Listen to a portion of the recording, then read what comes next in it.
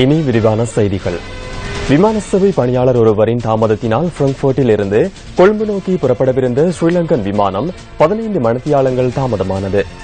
ஐரோப்பிய ஒன்றியத்தின் விதிமுறைக்கு அமைய இத்தகைய தாமதங்களின் போது விமான பயணிகளுக்கு நட்டஈடு செலுத்த வேண்டும் என்பது குறிப்பிடத்தக்கது. ஸ்ரீலங்கன் விமான நிறுவனத்துக்கு சொந்தமான UL 554 எனும் விமானம் நேற்று பிற்பகல் 3:20 மணிக்கு பிராங்க்பர்ட் விமான நிலையத்திலிருந்து கட்டுநாயக்கவுக்கான பயணத்தை ஆரம்பிக்கவிருந்தது. இந்த விமானத்தில் கட்டுநாயக்க விமான நிலையம் நோக்கி பயணிப்பதற்காக 259 பயணிகள் தயாராகவிருந்தனர். எனினும் விமான பணியாளர் ஒருவர் வருகை தராமையினால் விமானம் புறப்படுவதில் 15 மணித்தியால தாமதம் ஏற்பட்டதாக ஸ்ரீலங்கன் விமான நிறுவனம் இன்று பகல் அறிக்கையொன்றினூடாக அறிவித்தது. பிராங்க்பர்ட் விமான நிலையம் இரவு நேரத்தில் மூடப்படுகின்றமையினால் இன்று காலை 6:20க்கே விமானம் புறப்பட்டது. வருகை தராத விமான பணியாளருக்கு பதிலாக கொழும்பிலிருந்து பிராங்க்பர்ட் நோக்கி பயணித்த மற்றொரு விமானத்தில் இருந்த விமான பணியாளர் விமான நிறுவனத்தின் சட்ட விதிமுறைகளுக்கு அமைய கடமையில் ஈடுபடுத்தப்பட்டார்.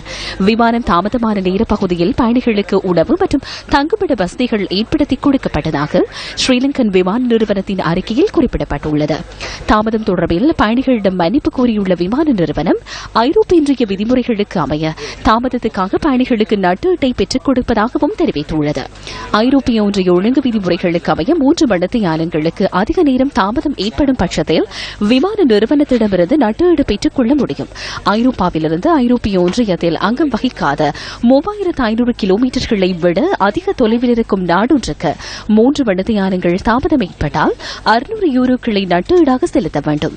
பிராங்க்பர்ட் மற்றும் கட்டுநாயக்கவுக்கு இடையிலான விமான பயண தூரம் 887 கிலோமீட்டர்கள் ஆகும். இதற்கமைய பயணி ஒருவருக்கு 600 யூரோக்களை ஸ்ரீலங்கன் விமான நிறுவனம் செலுத்த வேண்டி ஏற்பட்டுள்ளது. இலங்கை மத்திய வங்கியின் நாணய மாற்று விகிதங்களுக்கு அமைய ஸ்ரீலங்கன் விமான நிறுவனம் பயணி ஒருவருக்கு செலுத்த வேண்டிய தொகை 94,960 ரூபாவாகும்.